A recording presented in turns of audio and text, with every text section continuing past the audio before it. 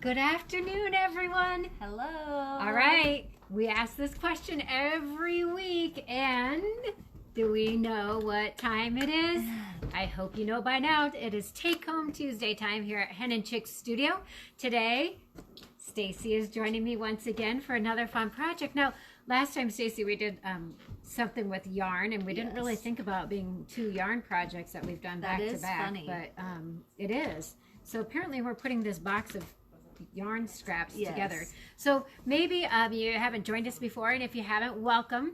Every Tuesday we do a fun little project. Doesn't necessarily have to do with anything sewing or fabric or anything like that. Sometimes, obviously, today we're using yarn. Sometimes it's cooking. Sometimes it's the girls came and we did the salt things and painting, all sorts of different things. So you never know what you're going to get when you tune in on a Tuesday here. That is for sure. But today, Heidi said we're going to put a hat on it, and it made me want to sing a song, but I won't sing a song.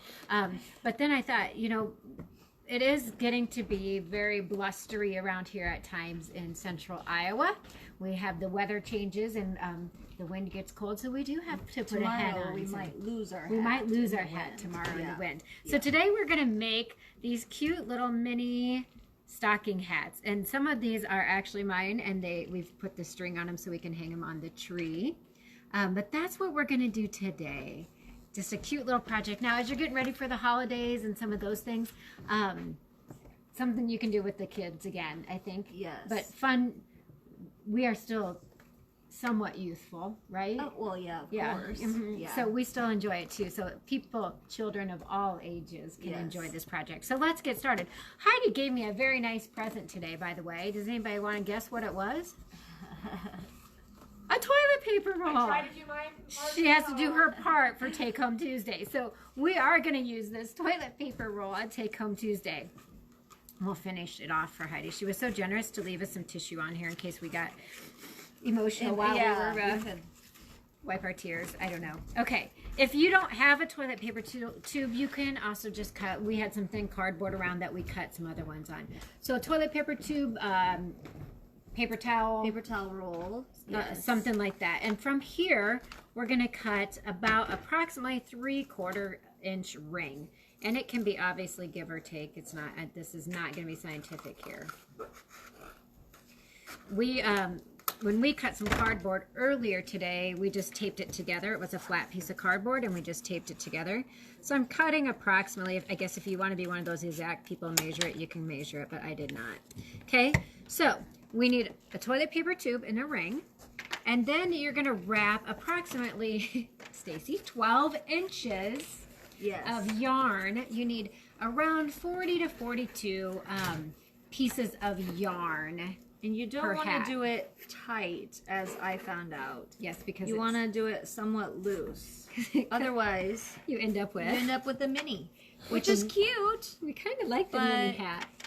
Yeah, more difficult. So we actually happen to have cardboard here too that we used on some of our projects.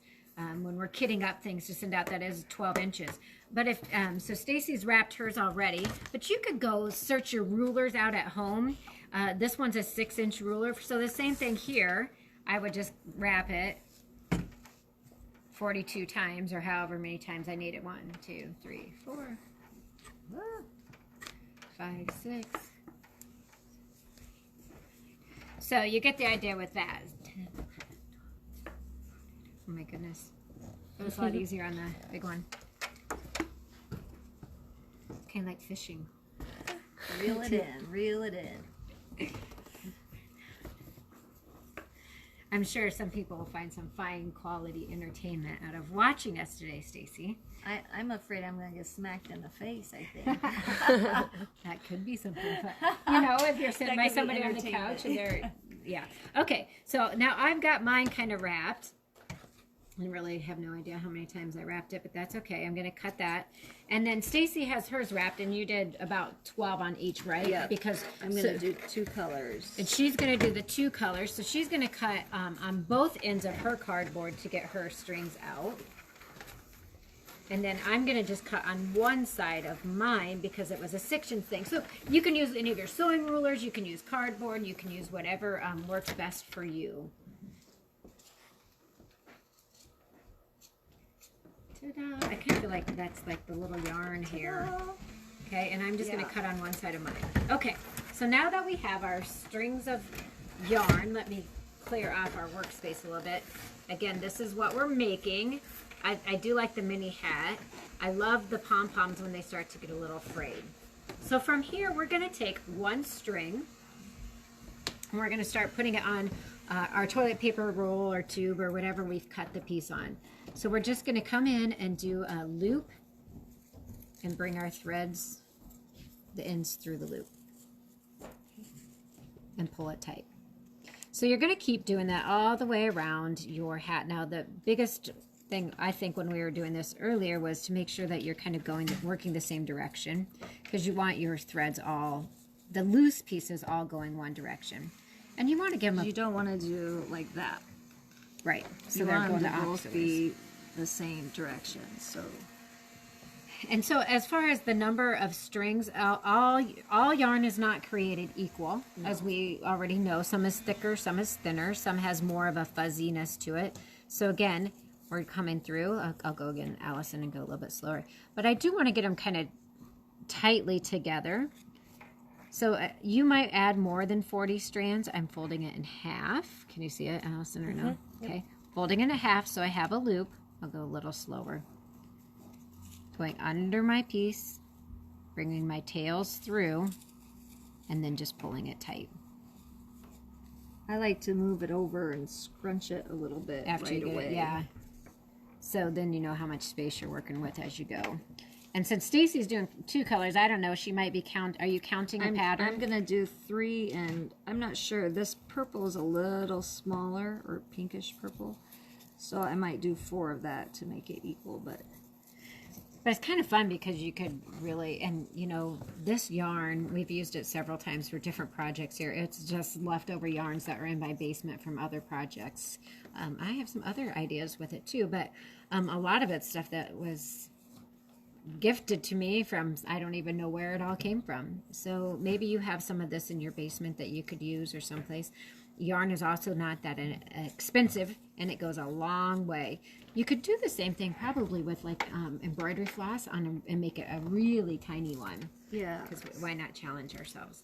So as we start going around here, so you see how we're starting to fill it in, and we have a little hat starting to kind of form. So this one here, I've got almost done, and this one is a little bit thicker thread, and this was a variegated thread or yarn. So used to talking in sewing terms, I'm calling it thread, not yarn. So I'm going to go ahead and finish this one real quick up here, getting it tight together. So curious if anybody else has made these, or if they have an idea of different ways or things that they've done with them. We've also talked, Stacey, about making them into a gnome by adding a beard on the bottom and a little nose on the bottom of it. But you're getting step 1 today, so maybe somebody else can come up with step 2 and make it into a gnome or put it on a little hat. Wait, the other day, make your gnomes when you get gnome home. when you get gnome. Oh, Stacey, you're reaching today. Gnome sweet home gnome. Gnome sweet gnome. No, I totally lost what I was going to say. Sorry. Oh no, the other day you guys were like saying to me, "Oh, Jamie, look, you could really do this," because they have pictures with chickens with stocking hats on. So maybe you could knit your chickens some stocking hats. I think my too. chickens need stocking. I'm pretty sure they would eat them, but that's You could risk it. I would, just see for the what happened. picture, even if it's one picture. So you can see it's a very fun I think it's fun. It's mindless work to do, but sometimes you need something that's just mindless and fun at the end of the day, or when you're waiting for something to do, or sitting at a wrestling meet or a basketball game. Can you imagine what people would think when you're sitting there doing this at that? They look really cute on the Christmas tree. Really cute. Yes, and we are doing a live in the studio today, so when you hear the bell ring, that's what we have. If you haven't been with us before, here at Hen Chicks Studio, we do have the front door has the bell on it that's been on it for 100 years. I don't know how many years, over 100 years. And so when somebody comes in, it announces their arrival. Okay, so I might make this one a little bit tighter, but for time purposes here, now I have an octopusy looking thing, right? Jellyfish. I'm not quite done. It's not as simple as just tying it like that, because then it doesn't Do you see how it looks like it's wrapped around so it's a true cuff? So what I need to do now is bring my empty threads, or my threads that I've cut, bring them through the tube. See how I'm doing that? So now it looks like I'm creating a better cuff on my hat. So I'm bringing all those through. I just tucked them up and through eventually. Okay. See the difference now? Where they're coming out from the center instead of just coming out of the top. Okay. I'm just going to kind of go through and pull them so they're all tight. And then I'm going to take an extra piece of string to make my hat. Now this is the point I would say, Stacey, if you want to make put fishing line on, if you wanted to do it, to do it at this step too and put it in there. But you could come back and do it. You could also leave it longer to put on your tree. You could set it on your tree. Anyway, like that. So I'm going to come in and then I'm just going to tie my stocking hat. Yeah, just see how high I want to tie it. They'd be cute for the elves on the shelf. Oh, to put on yeah. But you can't touch those though. Right. So maybe those elves will watch today and get an idea. If you set it aside, then the elf might put it on itself. Yeah, that's true. Yeah. Okay, so I'm just tying a knot. So now you see I've started to get my hat created there. So what I like to do then is trim these. Unless I'm going to tie it on the tree, then I might wrap it around and make it a tie to put on the tree. Oh, the scissors are here. I'm going to trim these a little bit shorter. And then I'm going to come back and make sure I think it looks cute. I don't know, Allison, if you can see, like on these when they start fraying, because it looks more like a fuzzy hat. Yes. So I would spend a little time fraying it. I'm going to come in here, then after I got it all tied, I'm going to trim it up just a little bit because I like all my little stocking hats to be even. Although it does kind of look like a crazy hair right now. Just come up here and just kind of make it even, because no matter how much, it's never going to be perfectly even. Get all those extra long ones. And then I would actually just spend some time going like this and just trying to get it to start to fray a little bit, make it a little fuzzy. Pull some of them apart so we get that little fuzziness starting. Again, you don't have to. Some of these don't have it, but in time, over time, when you put them away and bring them back out, they would start to get a little bit fuzzy. So then you're going to have your cute little hats, and some of these I need to cut shorter still. But what do you guys think? Do you like this idea? Super simple, fun little craft to start doing. So then I have a little hat, and you can make it in your school colors or decorate your whole Christmas tree. The kids could make their own. So there you go. Your favorite football team or whatever. I don't know. We are looking for the cyclone one, but we don't know what happened to it. Now, to help it keep its shape, what I do like to do, right now it's empty, it's hollow in there, so it's easy for those yarns to start falling back through. Take some tissue paper. You could take scraps of yarn and roll it up. Around here we have some extra batting, so I can just take some extra batting and just stuff it up in here to start to give it, and you can, hopefully you can see it, but it starts to give it a little bit more shape when I'm stuffing that up in there. I know when the kids made them, we didn't have any of this, so they just used Kleenexes. Oh yeah, Kleenex, that would work too. I think each one of these that are on the table has something different on it. So a fun little project.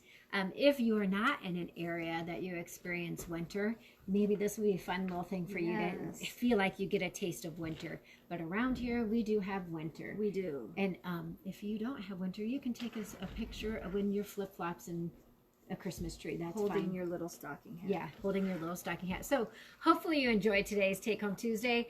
Go home, have some fun with it. Go gnome. And have some fun making some stocking hats today for your tree. Or gift tag for your present. Oh, that would be cute. Yeah. Anyway, we can come up with all sorts of ideas. Yeah. So until next Tuesday, which if I think they're going to want to watch next Tuesday too, if for nothing else, maybe just the entertainment of what we might be providing. Oh, yes. Yeah, definitely. Yep. So until next Tuesday, we hope you have a great day. Remember, be creative and choose happy.